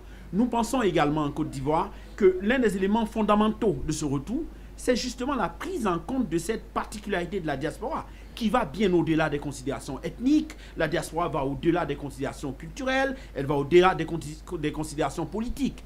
Même si nous sommes d'accord que la diaspora ivoirienne a un inconvénient, elle est fortement politisée. Mais lorsque nous leur parlons de rapatriement des corps, d'accès au logement, d'accès au développement, nous retrouvons tous les Ivoiriens sans exclusif dans le même creuset. Donc nous sommes porteurs d'un message de l'État pour dire aux Ivoiriens de l'extérieur, vous n'êtes pas des Ivoiriens entièrement à part, mais vous êtes des Ivoiriens à part entière. Nous venons vous prendre et nous allons tenir compte de vos préoccupations. Nous voulons votre implication dans le développement de notre pays et nous voulons vous associer à travers ce sommet qui va avoir lieu en Côte d'Ivoire, de sorte que vous nous donniez les orientations que vous estimez nécessaires lorsque vous êtes en France, lorsque vous êtes au Maroc. Quel est l'apport que l'État peut vous apporter? Quelle peut être la contribution de l'État? Aujourd'hui, nous avons énormément d'enseignants à l'université des Côtes d'Ivoire, que ce soit l'université Houphouët-Boigny à Abidjan ou l'université Alassane Ouattara à Bouaké. Nous avons énormément d'enseignants qui viennent de l'étranger. Certains viennent faire 3 cours, 4 cours et ils repartent en France ou dans leur pays d'accueil. Il y en a, nous allons encourager aussi certains à faire des conférences via des moyens de technologie moderne, comme via Skype, où ils vont avoir la possibilité de partager leur savoir-faire. Au demeurant, nous estimons que si nous ne prenons pas en compte la diaspora, même lorsqu'il s'agit de la réconciliation en Côte d'Ivoire, la diaspora peut donner un modèle qui est très fort. Je vais au-delà des transferts d'argent. Je vais au niveau de la capacité que justement la personne de la diaspora, l'influence qu'elle a sur sa famille, parce qu'elle lui envoie énormément d'argent pour la survie, c'est elle aussi qui peut lui dire, il y a eu assez de conflits, il nous faut repartir sur de nouvelles bases. moi j'ai entendu l'appel du président, j'ai entendu l'appel du gouvernement, je vais m'inscrire résolument dans ce pas. Et c'est pour cela que nous sommes ici au Maroc. Nous sommes ici au Maroc pour voir comment le CCME a fait partie, la contribution marocaine, de moins de 5% en termes du PIB à 10%. Hier, j'ai discuté avec monsieur le secrétaire général qui me disait que leur intention, c'est d'aller jusqu'au 20%. Eh bien, nous, notre intention en Côte d'Ivoire, c'est de parvenir au point auquel le CCME a pu parvenir à cet instant précis. C'est-à-dire avoir une cartographie des compétences de la République des Côtes d'Ivoire à travers le monde, qu'on sache qui fait quoi, qui finit ses études, quand est-ce qu'il finit ses études, de quoi est-ce qu'il peut nous être utile, comment est-ce que nous pouvons l'orienter dans la recherche du travail, comment est-ce que nous pouvons l'appuyer lorsqu'il veut investir en Côte d'Ivoire. Nous avons créé le guichet unique au sein du CPC.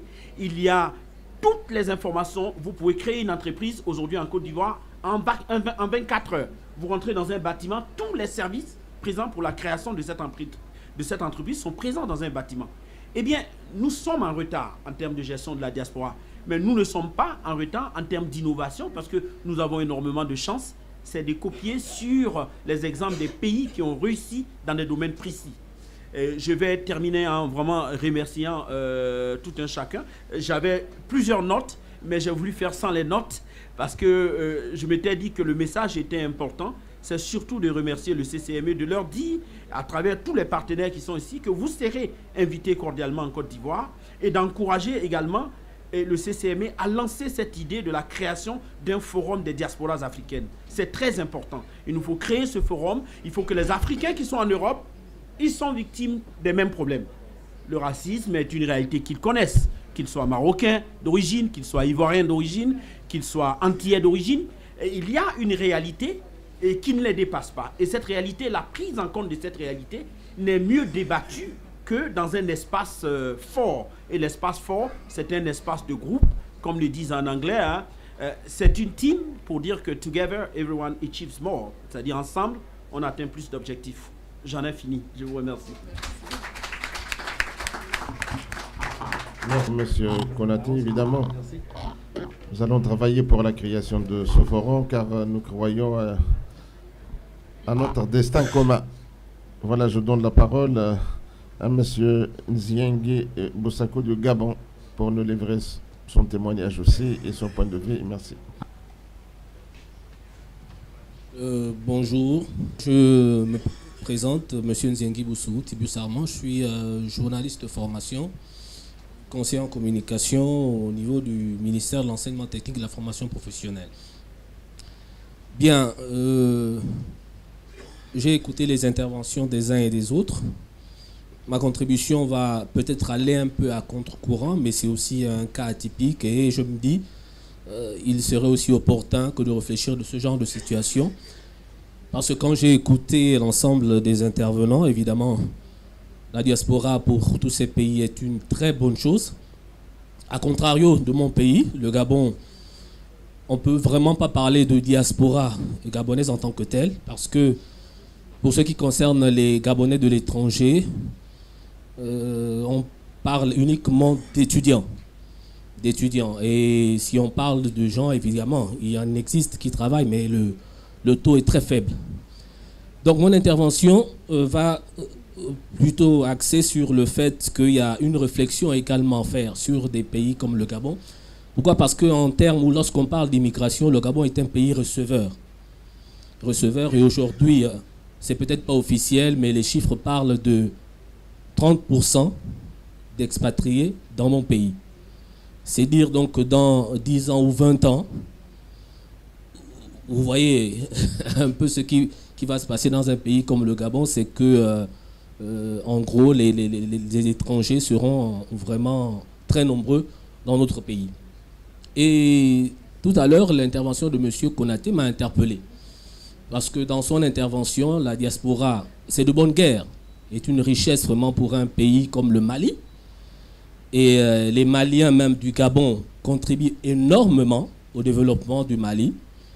Et simplement, moi je vais peut-être pas être long, mais dire simplement que les pays comme le Gabon ont, à contrario, besoin, n'est-ce pas, des immigrés, c'est-à-dire des étrangers qui vivent au niveau du Gabon.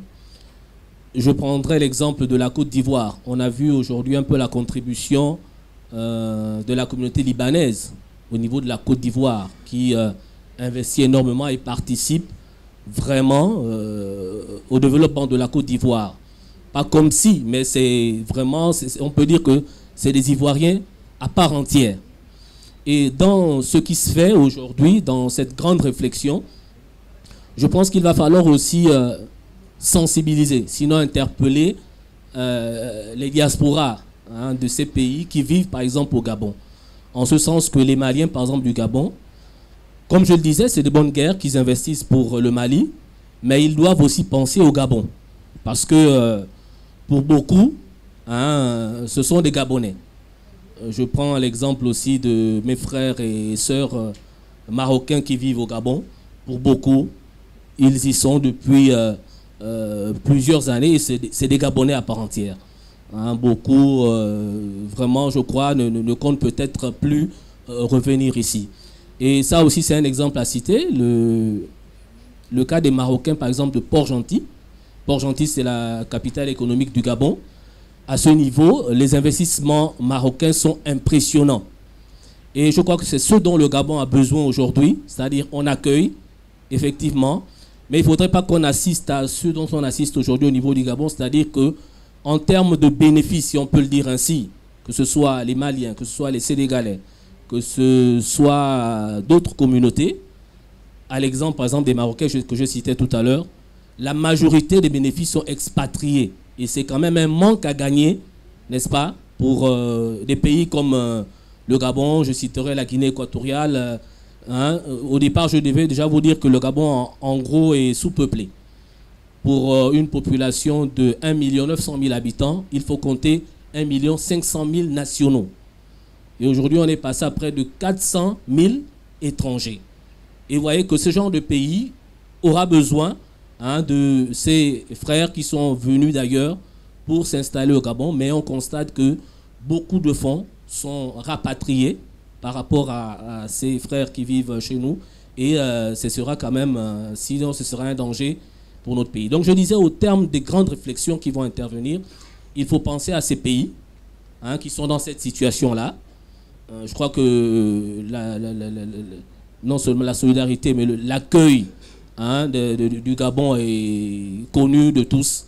On accueille nos frères à bras ouverts, mais dans ce contexte, il va falloir que les frères que nous accueillons au niveau de notre pays pensent aussi au Gabon et ne pas se comporter comme certains qui, dès qu'ils ont des bénéfices, dès qu'ils ont des capitaux, ils pensent uniquement à investir chez eux. Voilà un peu la contribution que je voulais apporter, n'est-ce pas, dans cette grande section, en n'oubliant pas de remercier évidemment le CCME qui nous a invités. Et je crois que au plan africain, comme vous l'avez dit, je partage les avis qui ont été donnés.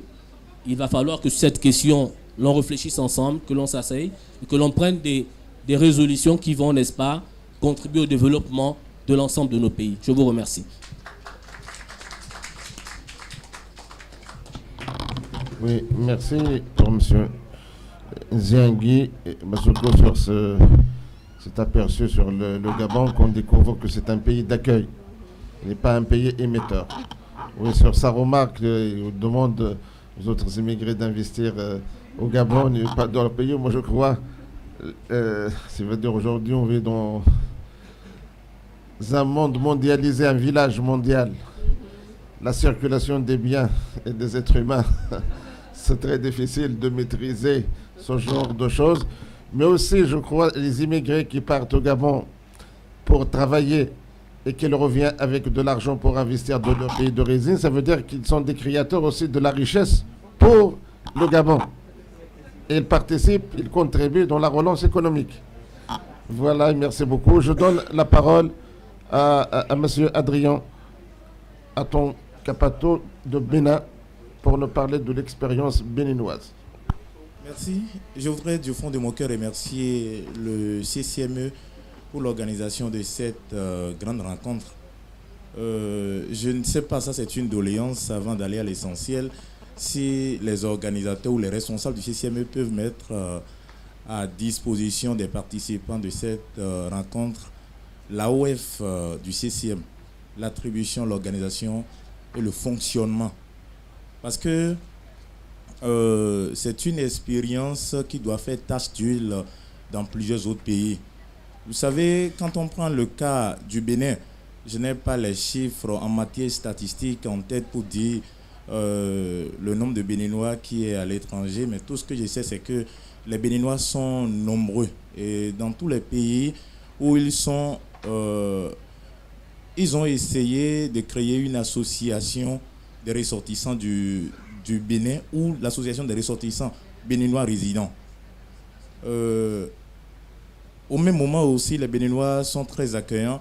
Quand vous allez aujourd'hui au Bénin, le plus grand groupe, hein, la grosse banque du Bénin appartient aux Marocains. C'est un plaisir, la BOA, c'est un plaisir que le Bénin soit présent à cette rencontre. En ce qui concerne la diaspora du Bénin à l'étranger, toutes les fois que notre pays se retrouve en difficulté, je donne l'exemple de 2009 et 2010, même 2011, où on a été frappé par de grandes pluies, la diaspora béninoise a essayé de venir en aide au pays. Mais au même moment, il y a un adage qui dit qu'un pouvoir qui refuse d'être critiqué est un pouvoir faible. Aujourd'hui, nous sommes confrontés à de sérieuses difficultés. Ces Béninois qui vivent à l'étranger, qui ont les moyens et qui peuvent investir au pays, ont de craintes, ont de difficultés parce que mon cher ami Konaté de la Côte d'Ivoire a dit quelque chose tout à l'heure qui est très important. Lorsque vous avez même les moyens et que vous voulez investir dans votre pays, qu'on vous colle une connotation politique, c'est un peu difficile. Et aujourd'hui, ces hommes d'affaires, ces opérateurs économiques qui ont la capacité d'investir dans leur pays, très peu sont ceux-là qui sont en de bons termes avec le pouvoir en place de leur pays. Du coup, ça pose problème. Et c'est pour ça que je disais tantôt à l'entame que si les responsables du CCME peuvent mettre à disposition des participants l'AOF du CCM, ça peut aider à sensibiliser non seulement les dirigeants, mais aussi les dirigés des pays africains pour que l'Afrique puisse véritablement décoller. Je ne vais pas trop monopoliser la parole. Je vous remercie pour cette initiative et pour l'organisation. Merci beaucoup pour cette expérience béninoise. Et évidemment, c'est pour permettre aux diasporas de contribuer dans le développement de leurs pays respectifs. Et il est indispensable de créer un certain nombre de conditions, c'est-à-dire le respect, la démocratie, la liberté. Ça, c'est très indispensable. C'est un préalable. Donc, œuvrons tous pour, c'est-à-dire des sociétés où il y a le pluralisme, la démocratie, le respect, la diversité, où tout un chacun est admis avec ses convictions et ce qu'il porte comme bagage intellectuel, religieux ou autre. Voilà, je donne la parole au dernier intervenant, qui est M. Christophe Ndoba de Centrafrique. Merci beaucoup, Monsieur le Secrétaire général. Je remercie tout particulièrement le CCME d'avoir procédé à mon invitation, ce qui a permis que je sois parmi vous aujourd'hui pour capitaliser toutes les expériences que chacun a pu développer ici. Je suis M. Christophe Ndouba, je suis conseiller en communication du Premier ministre, ancien député, membre du bureau politique d'un parti politique. C'est à ce titre-là que je suis ici, parce que le président de mon parti est actuellement au 14e forum de Bamako en train de parler des États défaillants. Si nous sommes ici au Maroc en train de parler de ces questions d'importance, c'est parce qu'il y a une stabilité politique et institutionnelle ici, il y a la sécurité, il y a un État, il y a une puissance publique qui s'affirme, ce qui réunit les conditions pour qu'on se retrouve ici et qu'on en parle. Je crois que vous suivez l'actualité sur les médias. Après le Mali, la grave crise que le Mali a connue, la République centrafricaine lui a emboîté le pas et nous y sommes toujours, sans voir le bout du tunnel à l'heure où je vous parle. Donc, ça, c'est pour planter un peu le décor. J'ai été très, très ému avec les mots que le secrétaire général a prononcés tout à l'heure pour planter le décor de cette rencontre. Et je l'en remercie vivement. En ce qui concerne la République centrafricaine, pour être vraiment bref et ne pas trop monopoliser la parole pour rien, vous savez que la République centrafricaine est un pays enclavé au cœur de l'Afrique. Donc, par essence, ce n'est pas un pays d'émigration. Ce n'est pas un pays d'émigration. Comme le Gabon, notre diaspora était essentiellement représentée par des étudiants. Et des étudiants qui sont allés terminer leurs études et qui, pour beaucoup, ne sont pas revenus. Donc, ils sont restés, ils se sont intégrés à la société en France et tout ça. Moi-même, j'ai étudié d'abord au Sénégal, ensuite en France. Moi, j'ai décidé de rentrer, donc le problème ne se pose pas pour moi. Donc, tout ce qui touche à l'immigration, à la diaspora chez nous, reste embryonnaire. Ça reste embryonnaire, au point que même au niveau institutionnel, il n'y a pas de structure qui prenne en compte cette frange de la population. Ça n'existe pas.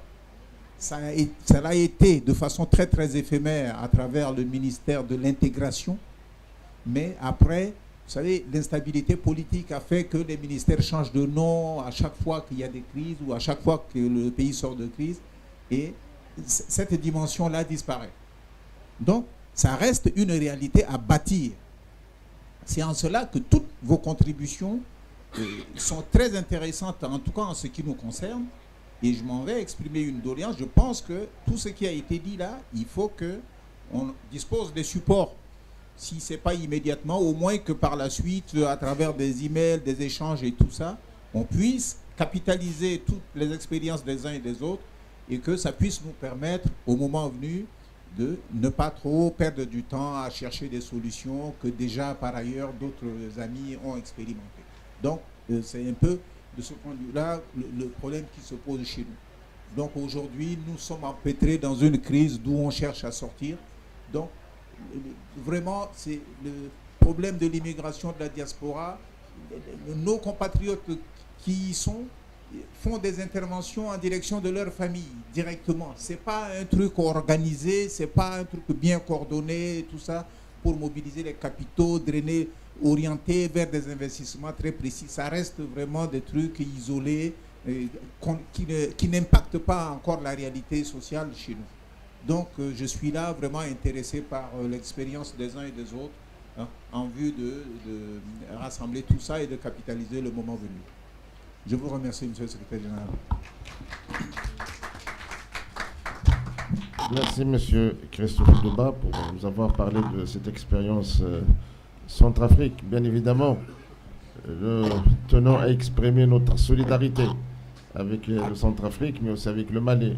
Et nous condamnons avec force et fermeté toute action de terrorisme ou d'extrémisme d'où qu'il vient. Car je crois que les religions sont un projet de vie, non pas un projet de mort. Voilà.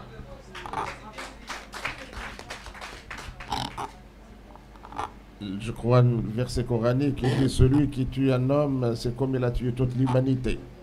Voilà. Alors, si on fait toutes ces guerres au nom d'une vérité absolue qui n'existe nulle part, on n'a pas de vérité absolue.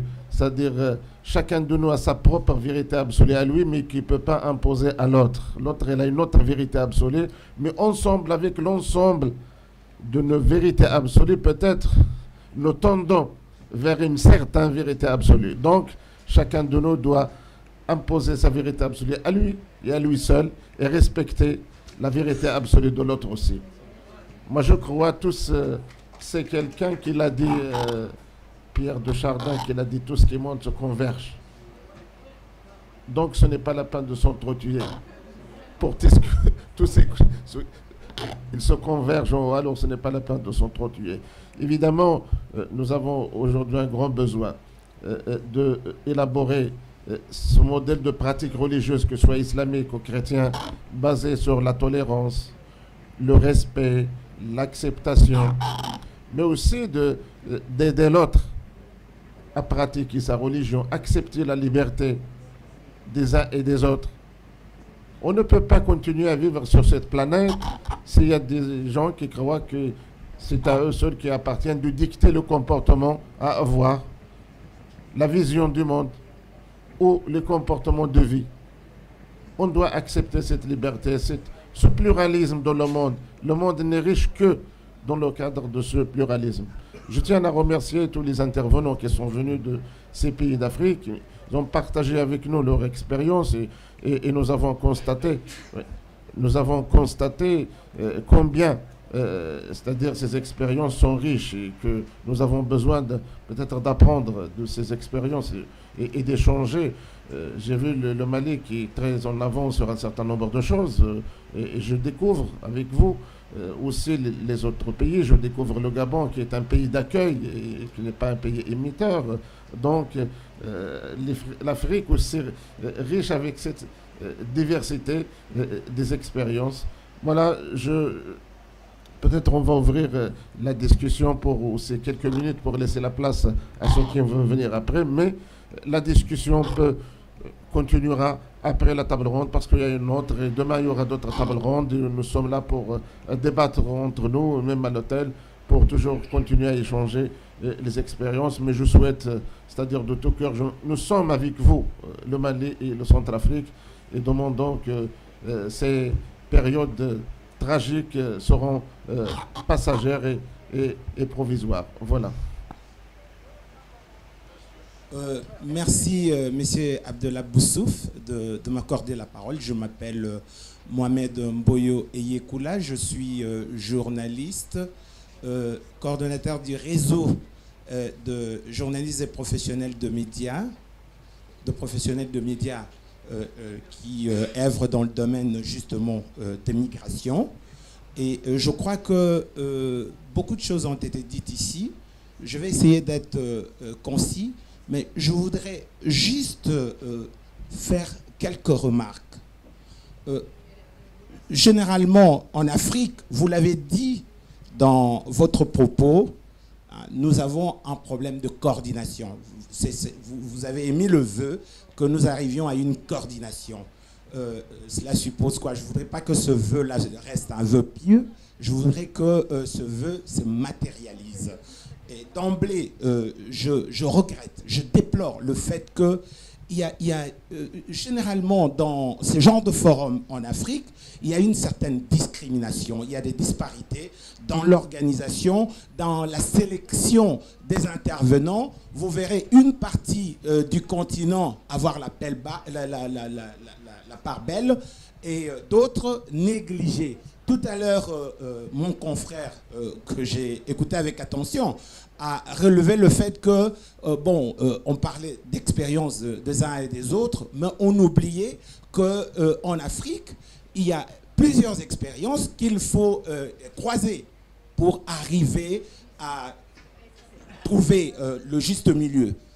Et pour revenir sur ces expériences, je voudrais que l'on commence par, quand on soigne un malade, on commence par diagnostiquer. Or, il m'a semblé que l'on s'est tout de suite lancé dans des aspects techniques et dans des théories savantes prédéfinies, comme d'habitude.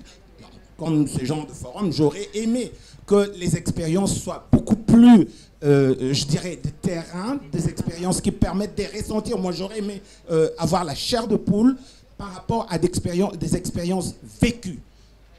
La question de migration a une source, a une cause pour singulariser. Il y a des raisons qui poussent, qui produisent les migrations de façon générale en Afrique. Et quand on arrive dans ce genre d'échange, on nous, je dirais, parle de théorie, on nous parle d'expériences plutôt techniques que du vécu lui-même. C'est quoi le problème d'Afrique? Il y a les guerres.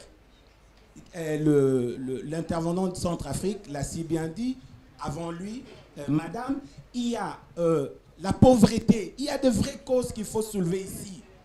Quand l'ami malien a tantôt dit que la migration, la diaspora malienne était plutôt professionnelle, j'ai un peu tiqué parce que je connais la migration malienne pour être ressortissant de la République démocratique du Congo, un pays où il y a une importante communauté malienne.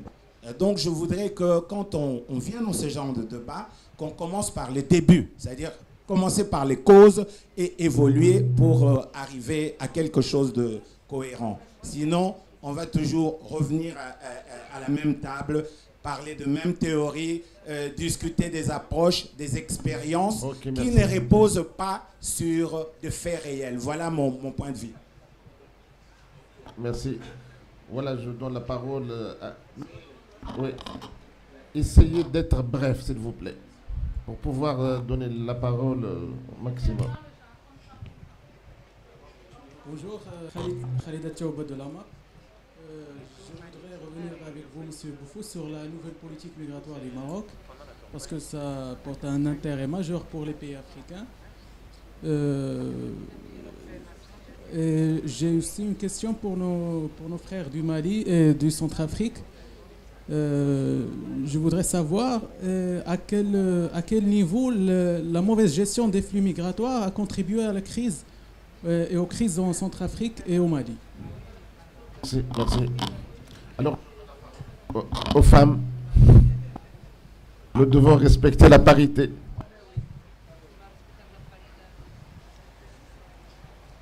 Merci beaucoup. Je m'appelle Adizatou Ouseni Yakouba, je suis du Niger. Et je voudrais, moi, pour ma part, féliciter en tout cas tous les conférenciers parce qu'ils ont parlé de ce qui se fait dans leur pays et je pense que c'est une richesse qu'on est là pour récolter. Donc, merci en tout cas pour les communications que vous avez eu à faire. Je voudrais, dans le cadre de ces échanges aussi, qu'on voit un autre problème de la diaspora en Afrique. Je suis africaine, je suis nigérienne et je sais, pour avoir vécu à l'étranger aussi, que la plupart du temps, nous sommes les ennemis de nos frères et sœurs qui vivent au-delà des frontières. Parce que si aujourd'hui nous cherchons par exemple des expertises par rapport à un domaine donné, je prends le cas du Niger, on verra bien un Français, un Américain qui va venir, mais un Nigérien qui serait basé en Amérique ou en France avec cette expertise, on ne pensera pas à lui. Donc c'est là que je dis, il faut qu'on trouve des politiques qui puissent intégrer ces richesses que nous avons au-delà de nos frontières pour qu'ils viennent contribuer à ce que nous développons dans nos pays. Comment les inciter? Nous savons que dans la plupart des cas, ils ont des revenus là-bas qu'ils ne peuvent pas avoir en revenant ici. Mais nous pouvons les utiliser dans le cadre donc, des contributions ponctuelles. Au lieu de rechercher d'autres expertises, ils connaissent le terrain, nous pouvons les utiliser. Donc c'est cette contribution que je voulais faire. Moi, je suis Mme Diara Fatoumata Traoré et je suis la coordinatrice du réseau des femmes africaines économistes de la sous-région et en même temps la cellule du Mali essentiellement. Mes compatriotes ont parlé de quelque chose. Mais ça a été très bien. Je crois que le Mali fait beaucoup de choses dans le cadre de l'immigration. Mais il y a un problème qu'on occulte un peu. Pourquoi la migration du Mali a pris une telle ampleur? Comme elle a dit, ma soeur, c'est de la pauvreté. La pauvreté, elle a commencé d'abord par la région de Caille, qui, à la suite de la sécheresse de 73, il n'y avait plus rien à manger. Les gens ont été obligés de s'expatrier. Mais maintenant, on constate que la migration, elle est partie dans les régions les plus productives du Mali. Par exemple, à Sikasso, c'était le coton. On est venu avec le coton, on a mis le coton, monoculture, et puis, bref, ça a avancé, on a détruit les terres, et maintenant, on dit le coton, bref, le coton, ce n'est plus nécessaire. Il faut que vous vous retirez du coton. Ces gens qui faisaient du coton, qui n'avaient pas de problème, ils ont été sur le carré, et tout le monde est parti. C'est le cas de l'immigration au Mali. Mais je suis d'accord avec qu'on fait beaucoup de choses pour l'immigration au Mali, mais on ne s'attaque pas à la chose, à la base. C'est la superstructure là qui est là, on fait ça pour les immigrés, mais pourquoi ne pas empêcher, étant donné que le Mali est un pays de très forte potentialité en tant que tel et que le Malien il limite parce qu'il est pauvre. Pourquoi le gouvernement ne s'attache pas à ce que les gens soient sur place? Aujourd'hui, qu'est-ce qu'on constate? Le gouvernement malien donne la primauté aux étrangers qui viennent s'installer, mais on ne donne pas la primauté aux gens pour qu'ils puissent rester. Et il n'y a rien qui est fait pour que les gens restent. Je m'excuse de le dire, mais c'est ce que je voulais dire. En même temps, je remercie C'est une réunion qui nous donne l'occasion vraiment de partager ces expériences entre nous. Ok, deuxièmement, je voulais répondre à Moussa. Par rapport aux gens qui disent qu'on investit dans les pays, on n'investit pas dans nos pays. On n'investit pas dans les pays d'accueil. En Afrique, on a constaté quelque chose. Quand il y a des problèmes, qu'est-ce qu'on fait d'abord? On s'attaque aux étrangers. Et tout ce que tu as investi, on te dit non, il faut foutre le camp, excusez-moi du terme. Tu t'en vas sans rien. Mais ça fait peur d'investir. C'est pour cela que les gens s'investissent. On a vu le cas tout de suite avec l'Angola, qui vient de rapatrier les Maliens en pagaille. Ça a été fait. Bon, le cas de la crise de Centrafrique, c'est quelque chose qui vient d'être fait. Mais on voit souvent qu'en Libye, en Russie, c'est des choses qui arrivent. Mais tu as peur d'investir. Merci, madame. Merci. Oui, alors je suis obligé d'arrêter les interventions. On aura d'autres débats. Après, juste après, il y aura un débat. Et il y a deux, c'est-à-dire il y a une présentation de travail d'un centre de recherche qui travaille sur la migration, mais aussi il y aura une autre table ronde. Vous aurez l'occasion d'intervenir. Je vais donner la parole peut-être à ceux qui veulent réagir, mais une minute, pas plus. Merci, monsieur le secrétaire général. Je voudrais répondre à mon frère Mohamed par rapport aux motivations, aux raisons. Je pense qu'aujourd'hui, si nous avons suffisamment d'informations, suffisamment d'éléments, j'avoue que mon centre, c'est d'abord un centre d'information, c'est par rapport au potentiel existant en termes de données statistiques. D'abord, au Mali, j'avoue que nous avons fait toutes sortes d'études sur les caractérisations des migrations par rapport aux différentes zones. Et les spécificités de chaque zone ont été dégagées.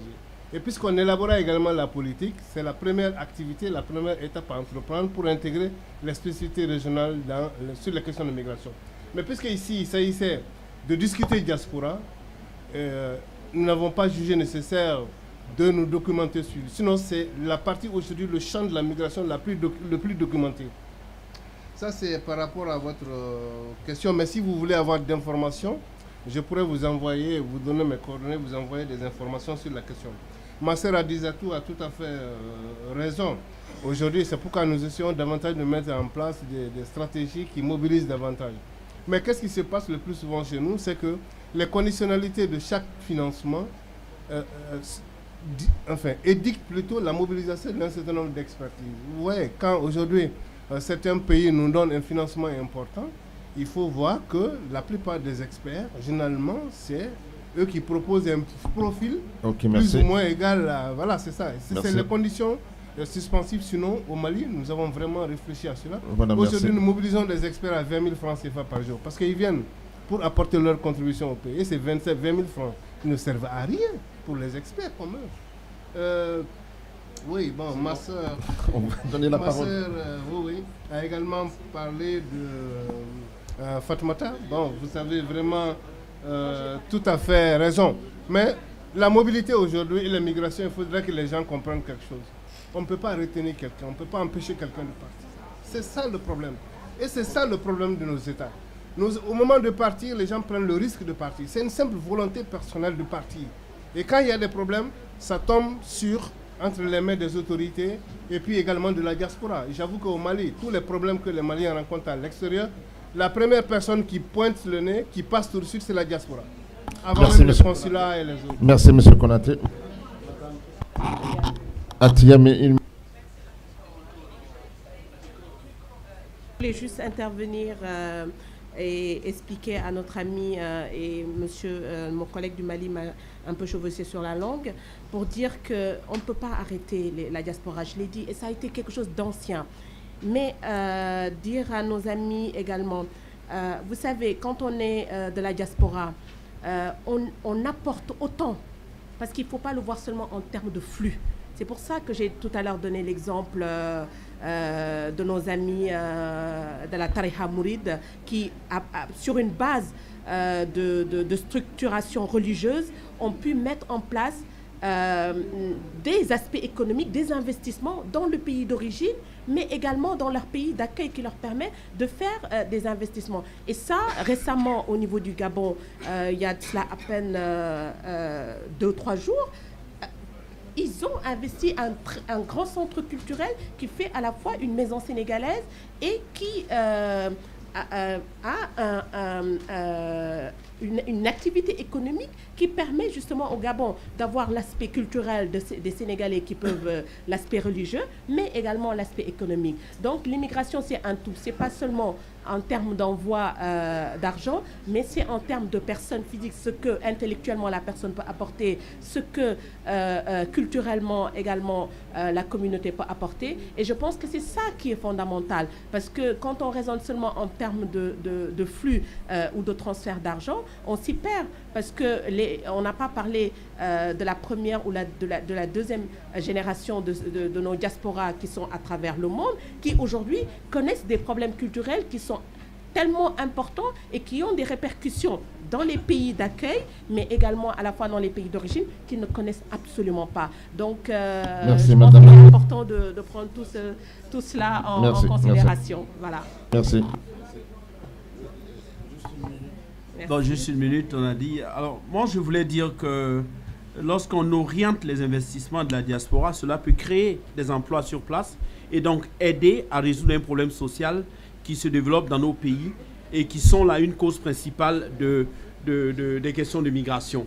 Je voulais aussi ajouter, notre ami a parlé de la mauvaise gestion de la migration qui serait responsable de la crise. Moi, dans le cas du Mali, je ne pense pas. Je pense que le Mali a un territoire qui est très vaste.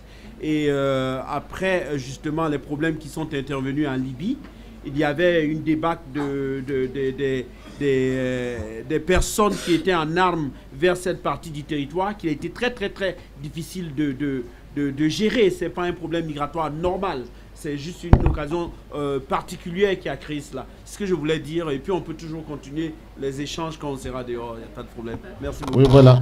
Je m'excuse vraiment parce qu'on doit arrêter parce qu'il y a une table ronde. Il y a une table ronde, vous pouvez intervenir par la suite. Moi, je tiens à dire que l'immigration, il n'y a pas de cause de pauvreté et de guerre.